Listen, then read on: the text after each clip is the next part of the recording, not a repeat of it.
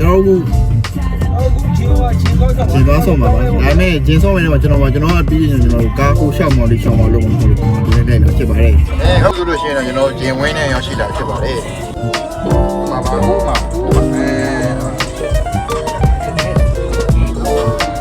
gas တယောက်မဆက်ပြီးပါ gas ကတော့အဲ့လို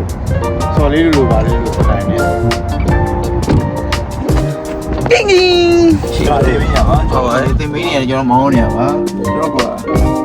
嘎ဟုတ်ခေါ嘎ဘေးအကောင်ဆောင်းထိုးပြန်ကန်မပြန်အောင်လမ်းပဲလျှောက်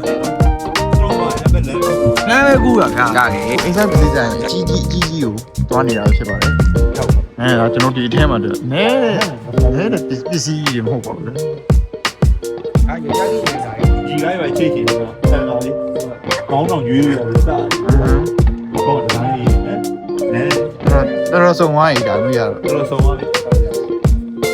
အခုတည်းကအဲ့ဝယ်လိုက်ထားပါအဲ့မီးတခုကြည့်အဲ့တော့ဘယ်လိုလဲဟမ်သူတို့မေ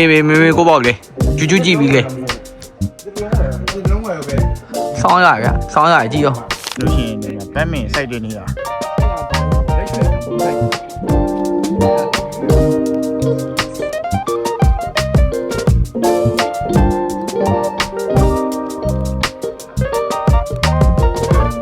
တော့ဒီဗီဒီယိုလေးကအဆုံးသတ်တော့မှပြောတယ်ညနေမှုချတော့နေပါတယ်အဲ့ဒီအတွက်ကျွန်တော်နောက်ဗီဒီယိုညတင်ကြလို့ရှိရင်လည်းကြည့်ပေးကြပါဦးလို့ပြောနေပါတယ်။ဟောတော့ပိတ်ပြီ